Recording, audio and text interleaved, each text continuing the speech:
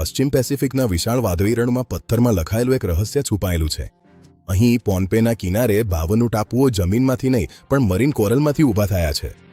આ છે નાન મદોલ, બેસાલ્ટથી બનેલું એક શહેર, ભૂલાઈ ગયેલી રાજવંશની સ્મૃતિ અને એન્જિનિયરિંગનું એવું કમાલ જે પ્રાચીન વિશ્વ વિશે આપણું બધું જ જ્ઞાન પડકારે છે. યુરોપિયન અન્વેષકોએ એ પછી તેને પેસિફિકની વેનિસ નામ આપ્યું, પણ આ ઉપાધિ તો તેની મહાનતાની સામે બહુ નાની છે. વેનિસ કાદવના કિનારા ઉપર લાકડા અને ઈંટથી બનાવાયું હતું. નાન મદોલ તો સંપૂર્ણપણે દરિયાની બહાર મજબૂત જમીનની સુરક્ષા વિના જ બનાવાયું હતું. તેના સ્થાપત્યોએ સીધા જ કોરલ રીફના સપાટ પર બાંધકામ કર્યું. તેમણે 7,50,000 મેટ્રિક ટનથી વધુ જ્વાળામુખી પથ્થરનો ઉપયોગ કરીને કૃત્રિમ ટાપુઓનું એક સમૂહ ઊભું કર્યું. પણ અગ્નિ જેવો પ્રશ્ન હજુ પણ છે. કેવી રીતે એક અલગ પડેલી સંસ્કૃતિ, જેઓ પાસે ન પુલીઓ હતી, ન ચક્રો અને એક પણ ગ્રામ ધાતુ નહોતું, તેમણે પથ્થરનું પર્વત ખાણમાંથી કાઢી પરિવહન કરી અને સંપૂર્ણ રીતે ગોઠવી શક્યું. શહેરને સમજવા માટે પહેલા પથ્થરને સમજવું જરૂરી છે.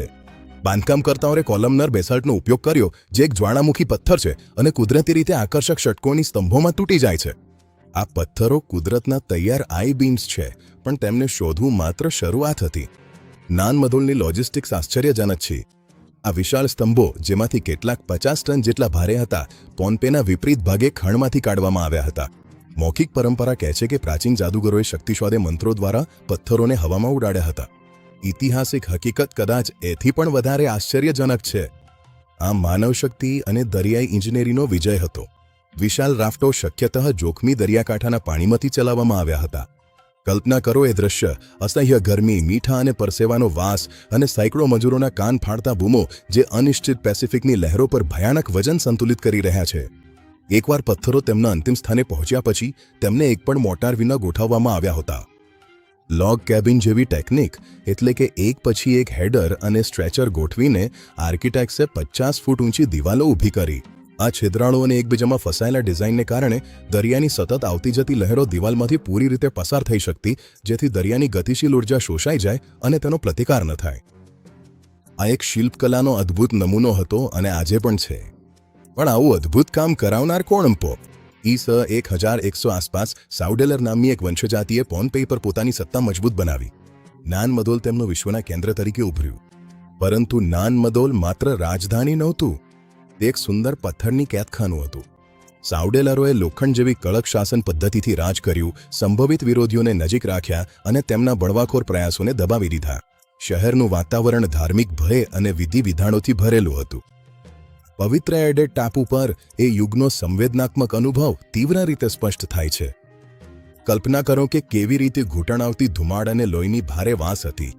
મહાન પૂજારીઓ વિધિરૂપે દરિયાઈ કાચબાની આંતરડીઓ એક ભયાનક પવિત્ર મોરે માછલીને ખવડાવતા. સાઉડેલર માટે એ માછલી દૈવી સંદેશાવાહક હતી. જનતા માટે એ સંપૂર્ણ સત્તાનું ડરાવનારું પ્રતીક હતું. પણ કોઈ પણ સામ્રાજ્ય ક્યારેય સદાકાળ ટકે નહીં. 1658 સુધીમાં સાઉડેલરનું દમન કરતા શાસન અસહ્ય બની ગયું હતું. દંતકથાઓ અનુસાર ઈસોકેલેકેલે બળવો કર્યો અને આખરે આ વંશને તોડી નાખ્યો. મુક્તિ પછી નાન મદોલનું સત્તા કેન્દ્ર તરીકેનું મહત્વ ખોવાઈ ગયું. શહેરને હવે મેંગ્રોવના જંગલોએ ઘેરી લીધું છે. આજે અવશેષો પર ઊંડો મૌન છવાયેલો છે, જેને શ્રદ્ધા અને ભયના મિશ્રણથી જોવામાં આવે છે. આજે નાન મદોલને યુનેસ્કો વર્લ્ડ હેરિટેજ સાઇટ તરીકે માન્યતા મળી છે, છતાં તે એવી લડાઈ લડી રહ્યો છે જેને તે જીતી શકતો નથી.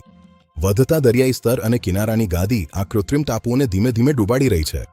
નાન મદોલ આપણા અપરિમિત કુશળતાનો મૌન સાક્ષી છે, પણ સાથે સાથે સંપૂર્ણ સત્તાની મોહક અને વિનાશક સ્વભાવની ઠંડી યાદ પણ છે.